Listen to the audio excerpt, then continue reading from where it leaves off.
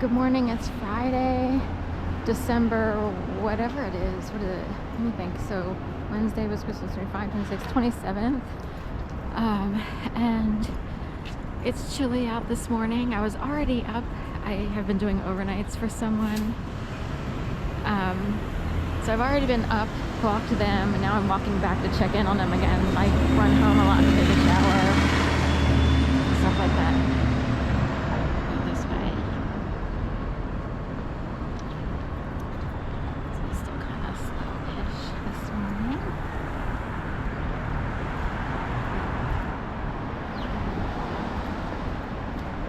Guess I'll go this way, even though I'm torn as to which way to go, but we'll pass Vans here, 40% off sale, end of season savings.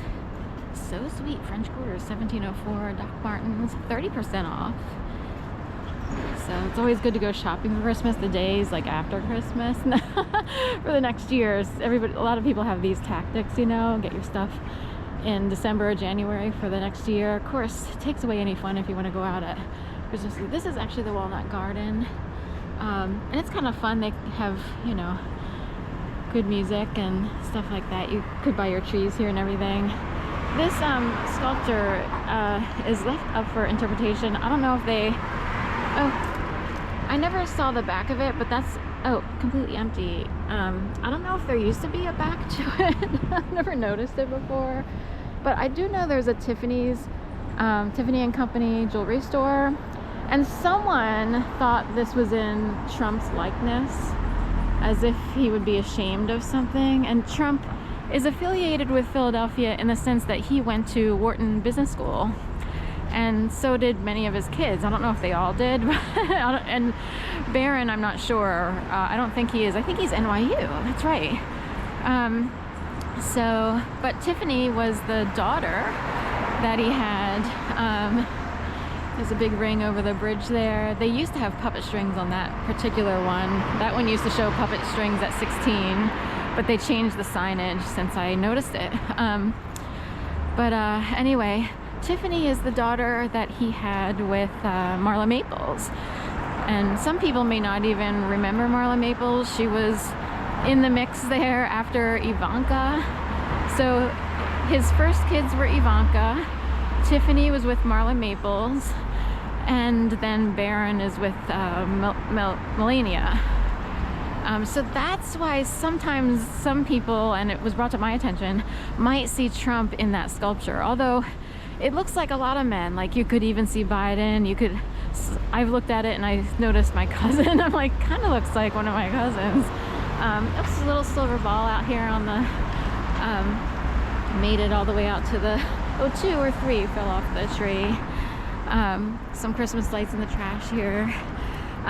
So anyway, that's our interpretation of the sculpture. And so funny, that woman reminds me of, as if she could be the twin sister of an old neighbor of mine named Drew. But anyway, which way are we going? We'll go through Rittenhouse. At night, all the gold balls and lights are lit up, and you know, it does and doesn't look good. I feel like something changed in Rittenhouse since the pandemic. In the past, it looked a little bit more formalized or neat. These days, I don't know what's going on. But it still looks good, but some people thought a slight gaudiness, so we'll try not to be petty. You know, it looks kind of neat. On camera, it's hard to catch everything at night. I have just a very basic camera. I'm not sure how to make night video look that good. I'd have to have more money and be, I'm not really a videographer or whatever you call it. So I just walk around with this, partially for protection, like mainly for protection. And then it can be ASMR entertainment. Of course, I'm talking often, so I know that could go either way with people. It could either be annoying or it could be comforting. Some people turn this on their TVs and then do the dishes, do their chores, and they have someone talking in the background, and that offers some company. So hopefully, I've done that with other videos. I'll watch Walk with Ruby. He makes videos, it seems like on an academic calendar, so like in the summers and then around the holidays, he does videos around the Seattle, Washington area for the most part.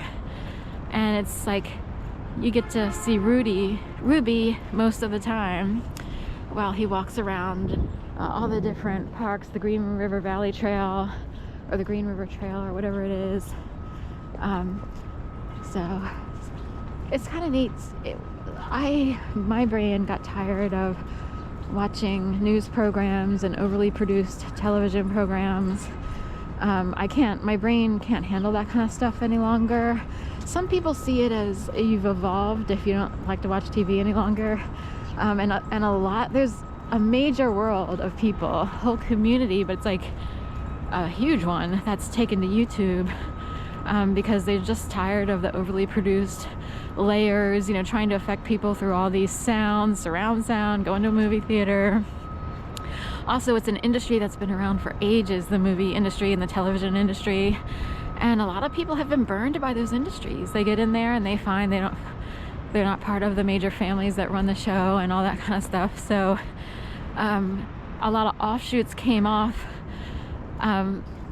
People started producing like other types of things. And I guess YouTube is born out of, allowing people, it's sort of like they probably wondered what people would do with it. They probably thought of a million things, but it's like, in a way, it has become a form of protection for people. In my case, I was slaughtered so badly by gang stalking in 2011. Mine actually was kicked off with an event. So in 2011, I was actually made to believe I'd be murdered in my apartment at 66 South 19th Street, just south of, get this, Sharon Savings Bank. My name is Sharon, so we'll get, also, it's Sharon Cole, and also I worked at a credit card bank that named its main building the Cole House way back when I was in high school. Oddly, the Cole House was staring down the apartments, Allendale Apartments, where my step-siblings' dad lived. And my dad provided a house, technically a new house for his kids. And I wondered if there was some weird narrative going on in relation to that. And it's continued. So there's the Cole House and then Sharon Savings Bank up here in Philadelphia.